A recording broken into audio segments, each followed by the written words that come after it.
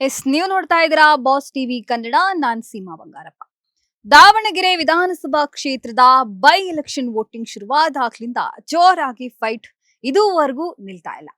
Election voting ಮುಗಿದ 12 ಗಂಟೆಗಳು ಕಳೆಯುವಷ್ಟರಲ್ಲಿ KPCC ಕಚೇರಿಯಲ್ಲಿ ಒಂದು ಪ್ರೆಸ್ ಮೀಟ್ ಆಗಿ ಹೋಯಿತು.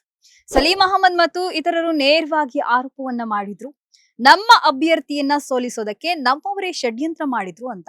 ಅದಾದ ಮೇಲೆ ಅಬ್ದುಲ್ ಜಬ್ಬಾರ್ ಅವರು ಕೆಪಿಸಿಸಿ ಘಟಕದ ಅಧ್ಯಕ್ಷರಾಗಿದ್ರು. ಆ ಸ್ಥಾನಕ್ಕೆ ರಾಜೀನಾಮೆ ಕೊಟ್ರು, ಅಂದ್ರೆ ಕೊಡಬೇಕಾಗಿ ಬಂತು. ಅದಾದ ನಂತರ ನಜೀರ್ ಅಹಮದ್ ಮುಖ್ಯಮಂತ್ರಿಗಳ ರಾಜಕೀಯ ಕಾರ್ಯದರ್ಶಿ ಅವರನ್ನ ಮುಖ್ಯಮಂತ್ರಿ ಸಿದ್ದರಾಮಯ್ಯ ಅವರು ಕೆಲಸದಿಂದ ಬಿಡುಗಡೆ ಮಾಡಿದ್ರು. ಇದನ್ನೆಲ್ಲ ಮೀರಿ ಡಿಕೆ ಶಿವಕುಮಾರ್ ಅವರು ಅಬ್ದುಲ್ ಜಬ್ಬಾರ್ ಅವರನ್ನ ಕಾಂಗ್ರೆಸ್ ಪಕ್ಷದಿಂದಾನೇ ವಜಾ ಮಾಡಿದ್ರು. ಇದೆಲ್ಲ ನಡೀತಾ ಇರುವಾಗ ಜಮೀರ್ ಅಹಮದ್ ಖಾನ್ ಅವರನ್ನ ಮಂತ್ರಿ ಮಂಡಲದಿಂದ ಕೈ ಬಿಡಬೇಕು ಅನ್ನುವ ಮಾತುಗಳು ಕೂಡ ಕೇಳಿ ಬರ್ತಾ ಇದ್ವು. ಈ ವಿಚಾರವಾಗಿ ಹೈಕಮಾಂಡ್ ವರೆಗೂ ಕಂಪ್ಲೇಂಟ್ ಕೂಡ ಹೋಗಿದೆ. ಜಬ್ಬಾರ್ ಮತ್ತು ನಜೀರ್ ಅಹಮದ್ ಅವರು ಮನೆ ಮುಂದೆನೆ ಪ್ರಚಾರ ಮಾಡ್ತಿದ್ರು ಕೂಡ ಪ್ರಚಾರಕ್ಕೆ ಬಂದಿಲ್ಲ ಅನ್ನುವಂತಹ ಆರೋಪಗಳು ಕೇಳಿ ಬರ್ತಾ ಇವೆ. ಇನ್ನು ಜಮೀರ್ ಅಹಮದ್ ಅವರನ್ನ ಕೇರಳಕ್ಕೆ ಸ್ಟಾರ್ ಕ್ಯಾಂಪೈನರ್ ಆಗಿ ಹಾಕಿದ್ರು. ಅಲ್ಲಿ ಅವರು ಹಗಲು ರಾತ್ರಿ ಪ್ರಚಾರ ಮಾಡಿದ್ದೀನಿ, ನಾನೇನು ಪಕ್ಷಕ್ಕೆ ದ್ರೋಹ ಮಾಡಿದ್ದೀನಿ ಅಂತ ಕೇಳಿದ್ದಾರೆ. ಡಿಕೆ ಶಿವಕುಮಾರ್ ಅವರ ಈ ನಡೆ ಸಚಿವ ಜಮೀರ್ ಅವರಿಗೆ ನಡುಕ ಶುರುವಾಗಿದೆ ಅನ್ನುವ ಚರ್ಚೆ ಪಾಳ್ಯದಲ್ಲಿ ಜೋರಾಗಿದೆ. ಜಮೀರ್ ವಿರುದ್ಧವೂ ಕೂಡ ಕ್ರಮ ತೆಗೆದುಕೊಳ್ಳುವ ಸಾಧ್ಯತೆ ಇದೆ ಎನ್ನಲಾಗ್ತಿದೆ. ಈ ಮೂಲಕ ಸಿಎಂ ಸಿದ್ದರಾಮಯ್ಯ ಅವರ ಬಣದವರನ್ನ ಟಾರ್ಗೆಟ್ ಮಾಡಲಾಗ್ತಿದ್ಯಾ ಅನ್ನುವ ಮಾತುಗಳು ಕೇಳಿ ಬರ್ತಿವೆ. ಇದರ ಮಧ್ಯೆ ಕುರ್ಚಿ ಫೈಟ್ ಮತ್ತೆ ಶುರುವಾಗಿದೆ. ಸಿದ್ದರಾಮಯ್ಯ ಮತ್ತು ಡಿಕೆ ಶಿವಕುಮಾರ್ ಬಣಗಳ ಮಧ್ಯೆ ಮತ್ತೆ ಫೈಟ್ ಶುರುವಾಗಿದೆ ಅನ್ನುವ ಮಾತುಗಳು ಕೇಳಿ ಬರ್ತಿದೆ.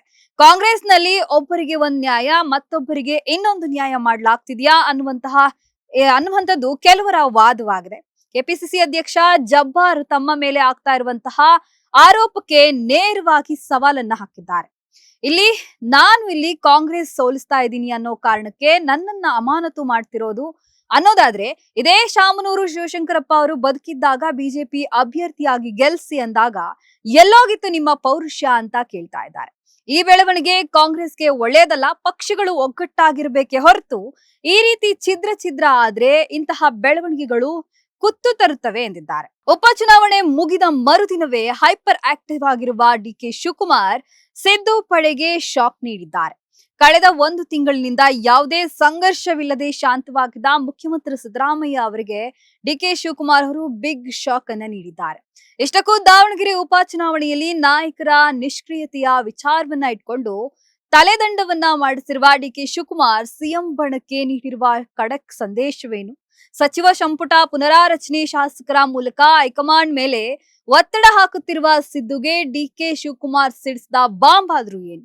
ಹೈಕಮಾಂಡ್ ವಲಯದಲ್ಲಿ ಬಂಡೆ ಮೇಲ್ಗೈ ಸಾಧಿಸುವುದರ ಅರ್ಥ ಮೇ ತಿಂಗಳಿನಲ್ಲಿ ಅವರು ಸಿಎಂ ಪಟ್ಟಕ್ಕೆ ಏರೋದು ಖಚಿತನ ಅನ್ನುವ ಶಂಕೆ ಮೂಡ್ತಾ ಇದೆ.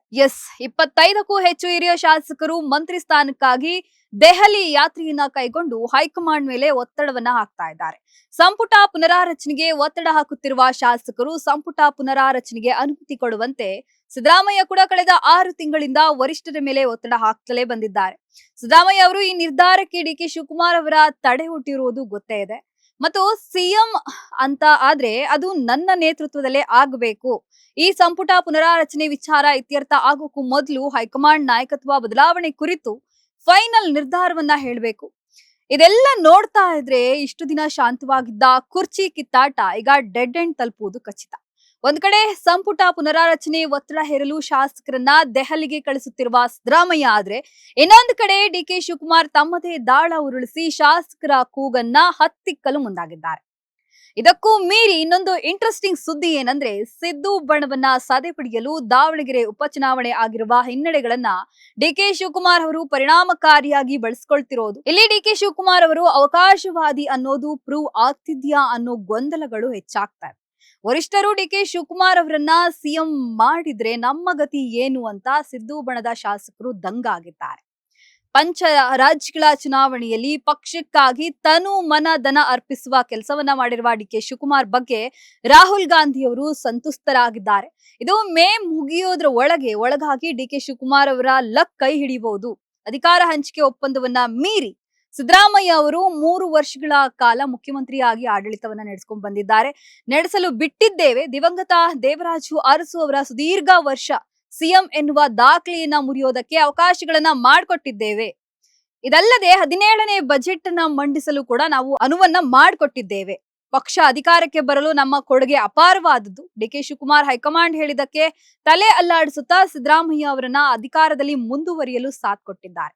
ಸದ್ಯಕ್ಕೆ ಈಗ ಸರ್ಕಾರದ 2 ವರ್ಷಗಳ ಅವಧಿ ಮಾತ್ರ ಬಾಕಿ ಉಳಿದಿದೆ. ಈಗ ಏನಾದ್ರೂ ಸಿಎಂ ಸಿದ್ದರಾಮಯ್ಯ ಅಧಿಕಾರವನ್ನ ಬಿಟ್ಟು ಕೊಡದೇ ಇದ್ರೆ ಯಾರಲ್ಲೂ ಕೂಡ ಭರವಸೆ ಇಲ್ಲದಂತಾಗುತ್ತೆ. ಪಕ್ಷಕ್ಕಾಗಿ ರಾಷ್ಟ್ರ ಮಟ್ಟದಲ್ಲಿ ಟ್ರಬಲ್ ಶೂಟರ್ ಆಗಿರುವ, ಪಕ್ಷದ ಟಾಸ್ಕ್ ಮಾಸ್ಟರ್ ಆಗಿರುವ ಡಿಕೆ ಶಿವಕುಮಾರ್ ಅವರಿಗೆ ಅನ್ಯಾಯ ಮಾಡದಂತಾಗುತ್ತೆ. ಈ ಕಾರಣದಿಂದಾಗಿ ಅವರಿಗೆ ಸಿಎಂ ಹುದ್ದೆಯನ್ನ ನೀಡಲೇಬೇಕು ಎಂದು ರಾಹುಲ್ ಆಪ್ತ ವಲಯದ ಹಿರಿಯ ನಾಯಕರು ಮತ್ತು ದೇಶದ ಮುಖ್ಯ ನ್ಯಾಯಾಧೀಶರು ಸಲಹೆಯನ್ನ ನೀಡಿದ್ದಾರೆ. ಈ ಮಾತಿಗೆ ರಾಹುಲ್ ಕೂಡ ಒಪ್ಪಿಗೆಯನ್ನ ವ್ಯಕ್ತಪಡಿಸಿದ್ದಾರೆ. ಪಂಚರಾಜ್ಯಗಳ ಚುನಾವಣೆ ಫಲಿತಾಂಶ ಹೊರಬಿದ್ದ ನಂತರ ಈ ವಿಚಾರವನ್ನ ನಿರ್ಧಾರ ಮಾಡುವುದಾಗಿ ತಿಳಿಸಿದ್ದಾರೆ. ಒಟ್ಟಾರೆಯಾಗಿ ಡಿಕೆ ಶಿವಕುಮಾರ್ ಅವರು ಸಿಎಂ ಆಗ್ಲೇಬೇಕು ಅನ್ನುವಂತಹ ದಿಟ್ಟ ನಿರ್ಧಾರವನ್ನ ಕೈಗೊಂಡಿರೋದು ಸಿದ್ದು ಬಣಗಳಲ್ಲಿ ಭಯಕ್ಕೆ ಕಾರಣವಾಗಿದೆ. ಡಿಕೆ ಶಿವಕುಮಾರ್ ಸಿಎಂ ಆಗ್ತಾರಾ ಅನ್ನೋದನ್ನ ಕಾದ್ ನೋಡ್ಬೇಕಿದೆ. Bureau report, Boss TV Kannada. Latest ಹಾಗೂ ಇಂಟ್ರೆಸ್ಟಿಂಗ್ ಸುದ್ದಿಗಳಿಗಾಗಿ ಬಾಸ್ ಟಿವಿ ಕನ್ನಡ ಚಾನೆಲ್ನ ಸಬ್ಸ್ಕ್ರೈಬ್ ಮಾಡಿ. ಹಾಗೆಯೇ ಬೆಲ್ ಐಕಾನ್ ಪ್ರೆಸ್ ಮಾಡಿ. ಇದರ ಜೊತೆಗೆ ಫೇಸ್ಬುಕ್, ಇನ್ಸ್ಟಾಗ್ರಾಮ್, ಎಕ್ಸ್ ನಲ್ಲೂ ಮಿಸ್ ಮಾಡದೆ ಫಾಲೋ ಮಾಡಿ.